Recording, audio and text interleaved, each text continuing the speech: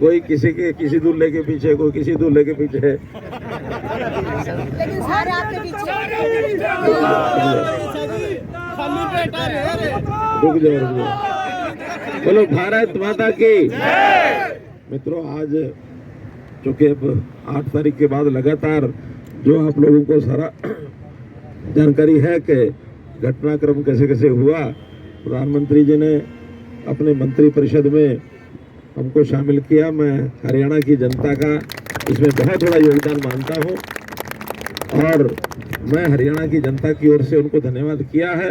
मैं आप सबका भी धन्यवाद करता हूं कि इस बार हरियाणा को भले ही 5 MP जीते हैं, लेकिन उसमें 3 जो है मंत्री बनाए गए हैं। एक बहुत बड़ा प्रधानमंत्री जी का काम हुआ है।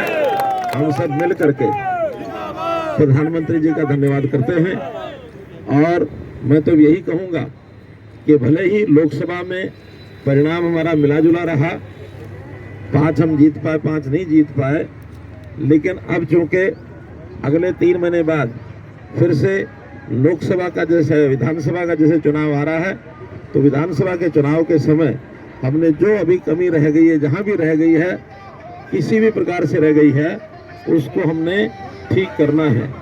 और एक एक बूथ को संभालो आप लोग, क्योंकि इस बार कांग्रेस ने कई प्रकार के ऐसे होछे हथकंडे अपनाए, गलत तरह का प्रचार किया और उस प्रचार के कारण से हमारा एक वर्ग उनके झांसे में आ गया।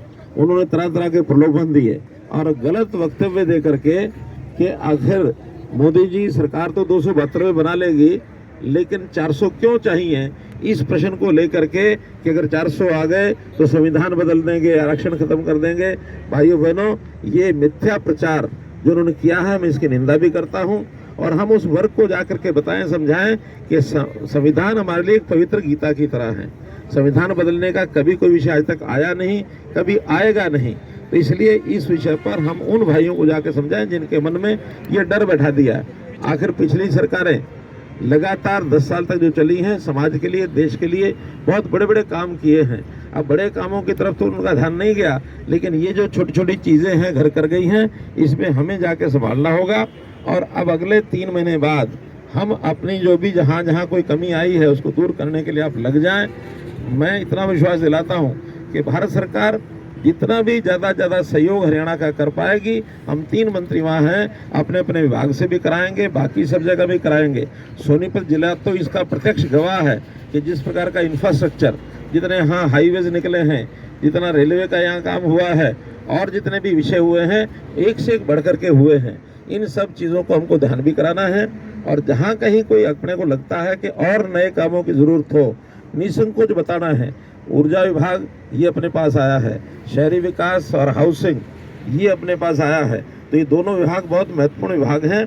इन विभागों के माध्यम से हरियाणा के, खास करके जो दिल्ली के आसपास NCR का एरिया है, इसमें तो भरपूर काम होने वाले हैं। आपकी ओर से कोई सुझाव आएंगे, कोई डिमांड आएंगी, उसको पूरे का पूरा समर्थन दे करके उन चीज़ों को आगे बढ़ाया जाएगा। आज तो कि हमने बहुत मेहनत की, लोकसभा के चुनाव में बहुत मेहनत की है और इतनी मेहनत की, खूब पसीना आया है। इतना ही निवेदन है कि इस पसीने को सूखने मत देना, विधानसभा के चुनाव तक इस पसीने को सूखने मत देना। और अगर आगे बढ़ोगे तो इसी इलाके की भागीदारी और बढ़ेगी। हम यहाँ हर एक विधानसभा के लोग, जहाँ जहाँ मैं जा रहा हूँ, सबसे निवेदन कर रहा हूँ, चाहे फिर अपना सोनीपत है, राई है, खरखोदा है, गोहाना है, करौदा, ये अपना बड़ौदा, सभी विधानसभा के कार्यकर्ता एक एक घर में जा करके इन चीज़ों को जाके हम संभालें। और समय कम होते हुए भी हमारे पास संभालने के लिए समय है। हर वर्ग के लोग हमारे पास हैं और जो कांग्रेस का झूठा ये प्रचार है, इसको निरस्त करें। हम पूरा विश्वास कर रहे हैं, आप लोग विश्वास करें इस बात का कि हरियाणा में तीसरी बार फिर से सरकार बनेगी और पूर्ण बहुमत से बनेगी। कांग्रेस का ये जो एक थोथा प्रचार है सरकार बनाने का, उनके घर में तो जिस प्रकार की खिचड़ी पकती अपने को पता है, लेकिन हमें उससे लेना देना नहीं।